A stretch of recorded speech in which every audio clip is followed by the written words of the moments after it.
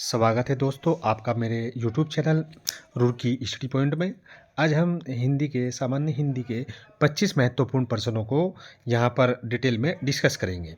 सबसे पहले हम प्रश्न नंबर फर्स्ट को देखते हैं। इनमें से कर्त प्रत्यय से बना शब्द कौन सा है?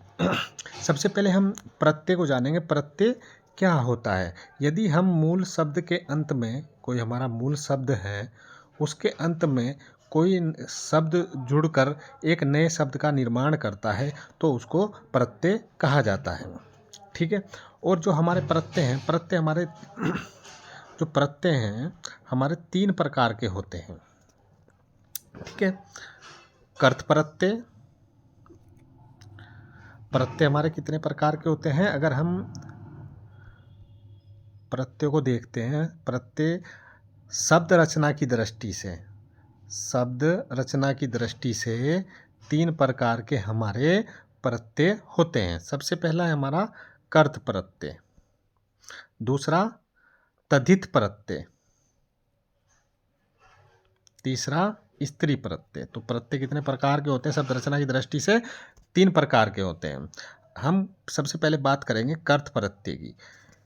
कर्त प्रत्यय किसे कहा जाता है? वे शब्दांश जो क्रियाओं के अंत में लगकर, यानी कि कहाँ लगते हैं? क्रियाओं के जो अंत में लगते हैं उनको क्या कहा जाता है? कर्त प्रत्यय कहा जाता है। जैसे हमारा एक शब्द है होनहार, होन प्लस हार। होना क्या है हमारा? होना एक क्रिया है और हार क्या है हमारा? कर्त प्रत्यय। तो इससे एक शब्द बना होनहार। तो यहाँ कर्त प्रत्यय का उदाहरण कौन हो जाएगा? सी, होनहार। अब हम तद्धित प्रत्यय का उदाहरण देखते हैं कि तद्धित प्रत्यय क्या होता है। क्रियाओं को छोड़कर। ठीक है। तद्धित प्रत्यय क्या होता है? क्रियाओं को छोड़कर अन्य शब्दों के अंत में लगकर नए शब्द की रचना करते हैं। जैसे गुरु, गुरु क्रिया नहीं है हमारा। ठीक है, इसको याद रखेंगे। ईमा, इसमें मैंने लगा दिया गुरु प्लस ईमा, तो क्या बन गया? गरिमा। तो तद्धित प्रत्यय क्या होगा हमारा? ईमा क्या है हमारा? तद्धित प्रत्यय है। ऐसे ही फल, फल एक वेजिटेबल का नाम या फल का नाम है, प्लस इत, तो क्या बन गया? फलित। तो यहाँ तद्धित प्रत्यय क्या होगा हमारा? इत हो गया। अगला हमारा जो प्रत्यय का प्रकार है वह हमारा स्त्री प्रत्यय। क्या है हमारा? स्त्री प्रत्यय। स्त्री प्रत्यय किसे कहा जाता है? वे शब्दांश जो पुल्लिंग शब्दों के, यानी कि कहाँ लगेंगे ये? पुल्लिंग शब्दों के अंत में जुड़कर उन्हें स्त्रीलिंग बना देते हैं। यानी कि पुल्लिंग को क्या बना देंगे? स्त्रीलिंग बना देंगे। जैसे प्रिय, अगर मैं इसमें आ जोड़ता हूँ तो क्या हो जाएगा? यह प्रिया। देखो प्रिय क्या पुल्लिंग है और पुल्लिंग को चेंज कर दिया इसने, आ ने स्त्रीलिंग बना दिया, तो आ क्या हुआ हमारा? स्त्री प्रत्यय हुआ। ऐसे ही एक एग्जाम्पल और देखते हैं, सेठ प्लस आनी, तो क्या बन गया? सेठानी। तो सेठ क्या है? पुल्लिंग है, सेठानी क्या है? स्त्रीलिंग है। तो यहाँ स्त्री प्रत्यय क्या हो गया? आनी। ठीक है। प्रश्न नंबर 2 देखते हैं। वासुदेव शब्द में प्रयुक्त प्रत्यय। वासुदेव, सबसे पहले हम वासुदेव शब्द में प्रयुक्त प्रत्यय है। ऑप्शन ए, ऑप्शन बी एवं, ऑप्शन सी औ, ऑप्शन डी यू। सबसे पहले जब हम चाहे तो हम उपसर्ग चेक करें या प्रत्यय चेक करें, तो हमारे पे इनका संधि विच्छेद सही से आना चाहिए। हमें इसमें से हमें मूल शब्द उसका निकालना आना चाहिए। तो वासुदेव किस का मूल शब्द क्या होता है? वासुदेव का वसुदेव होता है। ठीक है, क्या होता है? वसुदेव। और इसमें प्रत्यय क्या हो जाएगा? अ, वासुदेव, क्योंकि किसी भी शब्द के साथ एक वर्ण के साथ यहाँ एक ध्वनि जुड़ी होती है, तो अ, तो वसुदेव। तो इसमें क्या आपका क्या आंसर हो जाएगा? ए, अ। प्रश्न नंबर 3, सांप मरे ना लाठी टूटे, इस लोकोक्ति का उपयुक्त अर्थ है? कोई कार्य न होना, दोनों कार्य संपन्न हो जाना, कपटपूर्ण व्यवहार करना, बिना हानि के कार्यपूर्ति होना।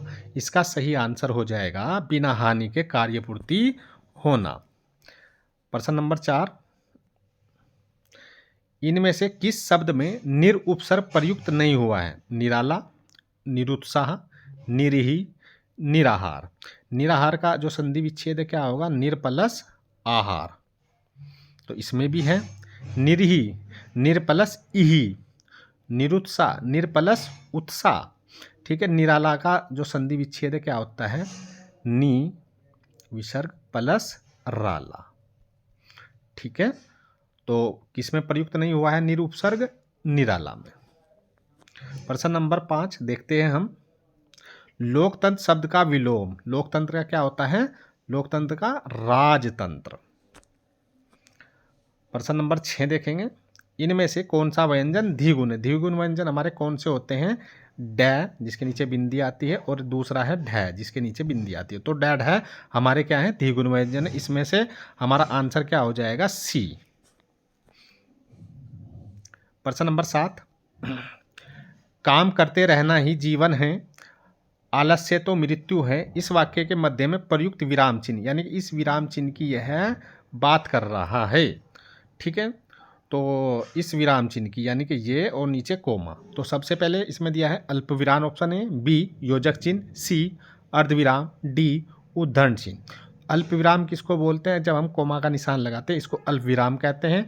योजक हमारा ये होता है जिसको हाइफन भी बोला जाता है। अर्धविराम होता है हमारा ऊपर बिंदी और नीचे कोमा।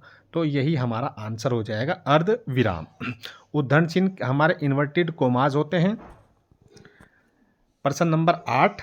दुल्हा शब्द का तत्सम रूप क्या है? दुल्हा, दुल्लह, दुर्वह, दुर्लभ। इसका सही जवाब हो जाएगा ऑप्शन डी। दूल्हे का तत्सम दुर्लभ होता है। उच्चारण के आधार पर वह किस प्रकार का व्यंजन है? तो उच्चारण के आधार पर जो वह है यह हमारा दंतोष्ठ है। कौन सा? दंतोष्ठ है। प्रश्न नंबर 10। आंखों में खून उतरना मुहावरे का क्या अर्थ है? अत्यधिक क्रोध होना, मोतियाबिंद उतर आना, आंखों में भयंकर जलन होना, आंखों की बीमारी होना। इसका सही जवाब हो जाएगा आंखों में खून अत्यधिक क्रुद्ध होना। प्रश्न नंबर 11। सुनक शब्द इनमें से किसका पर्यायवाची है? कबूतर, कौवा, कुत्ता, गीदड़। तो सुनक किसका पर्यायवाची है? कुत्ते का। इसका सही जवाब हो जाएगा सी, कुत्ता। उत्तराधिकार में मिली जायदाद, इस वाक्यांश के लिए एक शब्द। उत्तराधिकार में मिली जायदाद, पितृ आशीष, वंशदाम, ऑप्शन सी पैतृक संपत्ति, डी रिक्त। तो उत्तराधिकार में मिली जायदाद को के लिए जो एक शब्द होता है वह होता है रिक्त। प्रश्न नंबर 13। वह जो न करे सो थोड़ा वाक्य में प्रयुक्त जो तथा सो, जो तथा सो इनमें से किस सर्वनाम का भेद है? तो यह जो एक संबंध बता रहे हैं, वह जो ना करे सो थोड़ा। तो जहाँ जो और सो आता है वह कौन सा सर्वनाम होगा? संबंध वाचक सर्वनाम वहाँ पर होता है।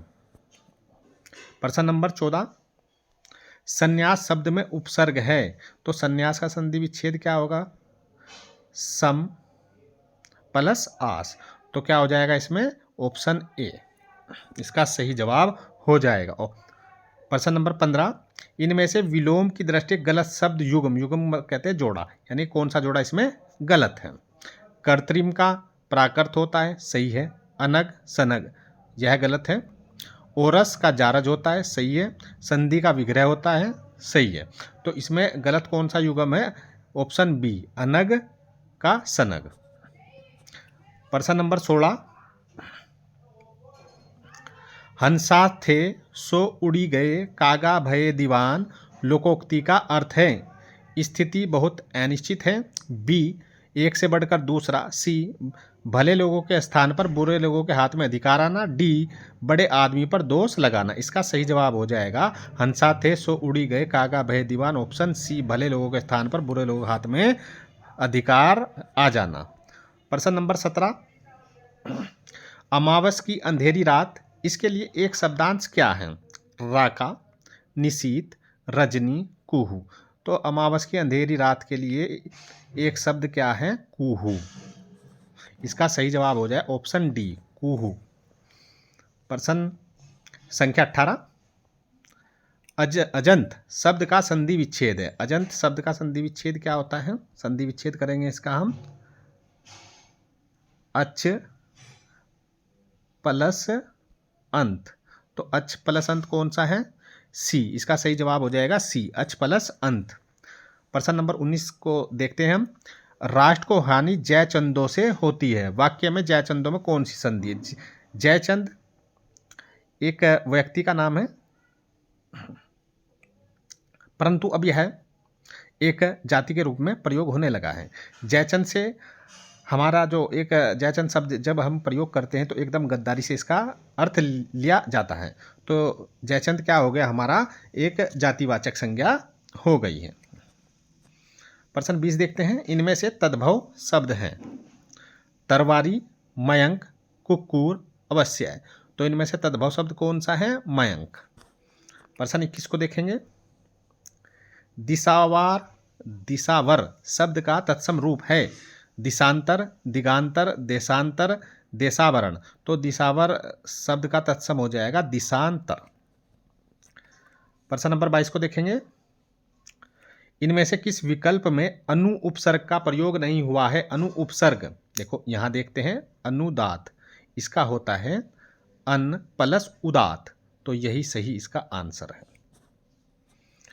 प्रश्न 23 को देखते हैं। यज्ञवेदी संवाद में शब्द में कौन सा समास है? यज्ञवेदी। यज्ञवेदी के लिए यज्ञ के लिए वेदी के लिए, यज्ञ के लिए वेदी। तो जहां लिए आता है तो कौन सा होता है? कर्ता ने कर्म को करण से संप्रदान के लिए। तो इसमें कौन सा तत्पुरुष समास हो जाएगा? संप्रदान तत्पुरुष इसमें हो जाएगा।